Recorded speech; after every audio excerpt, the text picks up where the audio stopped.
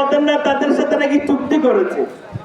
বোঝা যায় যখন সৌদি আরবের আগে সৌদি সরকার যখন ক্ষমতায় এসেছিল, এর আগে তারা ইংরেজদের সাথে চুক্তি করে ক্ষমতায় এসেছিল।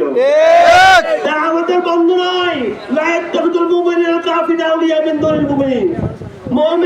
মোমেন যারা কারোর সাথে মোমেনরা বন্ধুত্ব করতে পারে না। আজ আমাদের রাষ্ট্রের যারা দায়িত্বশীল, প্রত্যেক মুসলিম রাষ্ট্রের রাষ্ট্রগুলো করে তারা না হলে আমেরিকার বন্ধু, না হলে ইসরায়েলের বন্ধু। লিখি না ভাই?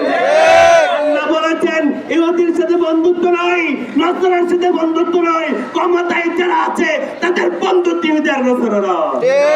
তারা জনগণের দোহাই দেয়, দ্বীনের দোহাই দেয়, কেউ ধর্মের দোহাই দেয়, কেউ কুরআনের দোহাই দেয়। আমাদের সাথে প্রতারণা করছে তারা।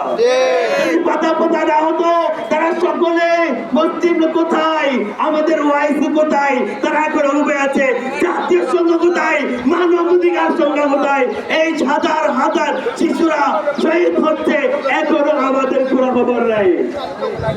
সেই জন্য বলবো, আমরা যারা এখনো আমাদের রাষ্ট্রপতিরা ক্ষমতায় বলবে এখনো বসে আছে, কেউ ক্ষমতার বসার জন্য টাকার বিনিময় করছে, কেউ ক্ষমতায় রাখার জন্য চুক্তি বিনিময় করছে, কেউ ক্ষমতায় থাকার জন্য তেলের বাহাদুরি চালাচ্ছে। তেল বন্ধ করে দাও, এরা দমে যাবে। তেল বন্ধ করে দাও, এগুলো মুসলমানদের সম্পদ, এগুলো বন্ধ করে দাও, এরা দমে যাবে। কিন্তু তোমরা তো করবে না, কারণ তোমরা তো বেঁচে গেছো। ঠিক আছে ভাইরা? তোমরা যারা দায়িত্ব আছো, তোমরা বেঁচে গেছো, বিক্রি হয়েছো। ইমানদারের ইমানের চেতনা তোমাদের মাঝে নয়।